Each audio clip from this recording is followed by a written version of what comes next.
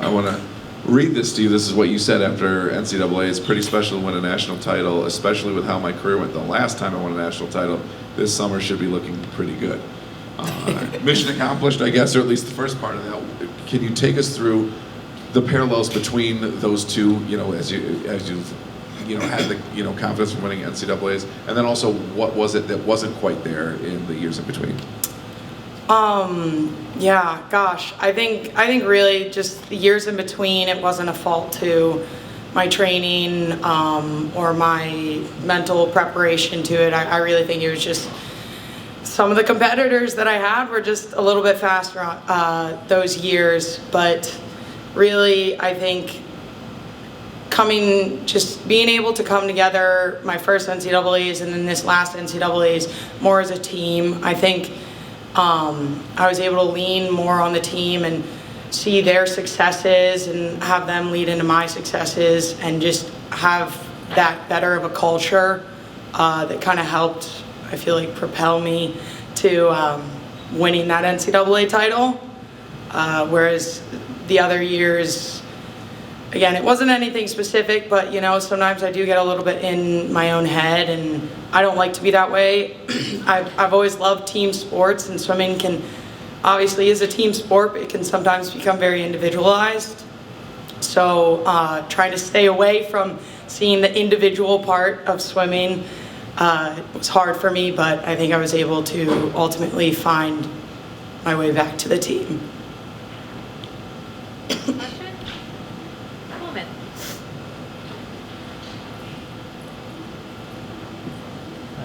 Do you feel like you've had that team aspect this week? And if so, can you speak to that? And especially tonight with the big final. Yeah, absolutely. So coming to this meet, I think just only 3 weeks ago there was 16 of us qualified, which already kind of blew my mind with how many was qualified for UW. And then in the last weekend possible, we had 2 more qualifiers. We had another kid that's coming in next year qualify. So we ended up going with 18 swimmers. And to be a part of that 18 was just mind-blowing to me. I remember my trials back in 2021. I think we had 6 or 7 of us down on deck. So to go from that to 18 was unimaginable. And everybody throughout the week swam well, cheered well. Every time, you guys probably heard it, but every time you walked out of that tunnel, you saw the wave of Wisconsin over in the athletes section, and then, for me, I got to turn around and up in the stands, a whole nother wave of Wisconsin people, and it was just so much fun being able to see them when you walk out, as well as cheer them on when they were swimming. I think trials is such a special moment, especially for people that have never been here. And we had a lot of first time trials swimmers, and it almost made me emotional getting to see them walk out and have their Olympic trials swim for the first time ever.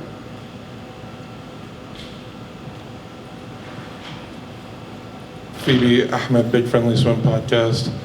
Can you talk about how it feels competing against, obviously, U.S. backstroke on both the men's and women's side is a little bit deep. There's a little bit of talent there. Talk about what it means for you to have that composure to know that you can close well and finish well to get your hand on the wall and make the team. Yeah, obviously, United States backstroke is no joke. And we are all amazing competitors, but we're also all really good friends. And I think just when I go into a heat, knowing that everybody from lane 1 to lane 8 could totally get their hand on the wall in front of me, I think you just have to step back and believe in your own self and your own training, and you can't control somebody else. You can't control somebody else's race. None of that is possible. But what you can do, and what I really just had to know to fall back on and think of, is I can control my own race. I can't control the outcome or the time, but I can control what I'm doing in the water and how hard I'm working and where I'm pushing it while racing them. Any other questions? Touching the wall, obviously, is a big moment. You see that you made the team. Can you compare how you felt in that instant compared to last time? Oh my gosh. I think this one was a little bit more almost like emotional for me. Not only, I think just one of the big pieces is like the pressure. Like, you make an Olympic team, a lot of people look at you to make another team or to continue on in your success. So there was a lot of pressure building on it.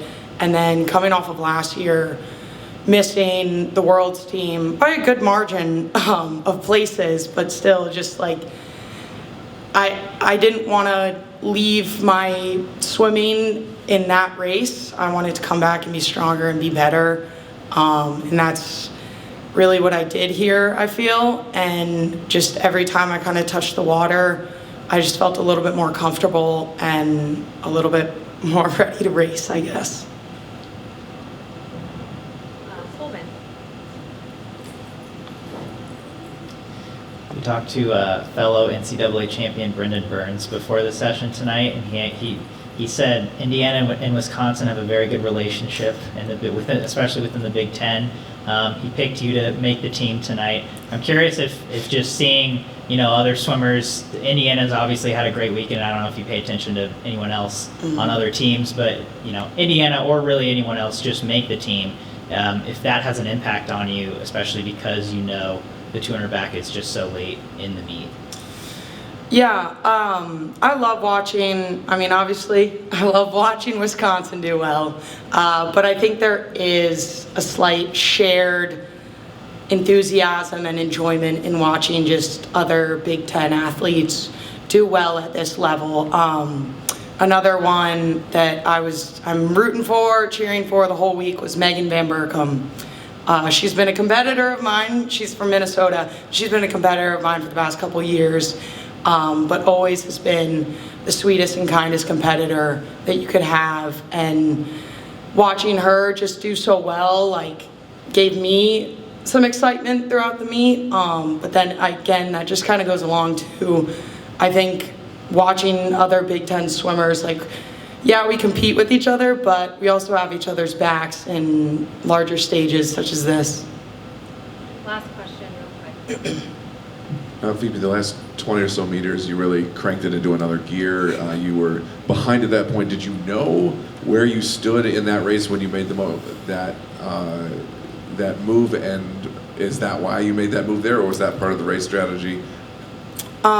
Truly, I had no idea where I was. I could see Reagan to the left of me. I had a feeling that she'd probably be out in front of me, just given where her times have been compared to mine.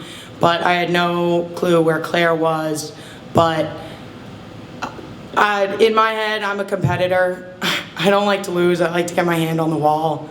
And I'm going to do whatever I possibly can to do that. And just coming down to that last 20 yards, or 20 meters, I knew it was going to be hard. Whether Claire was close or Reagan was close or whoever it was. And I just wanted to get my hand on the wall as fast as I possibly could. So I cranked it into the next gear and kind of closed my eyes and made it to the wall. Thank you, Phoebe.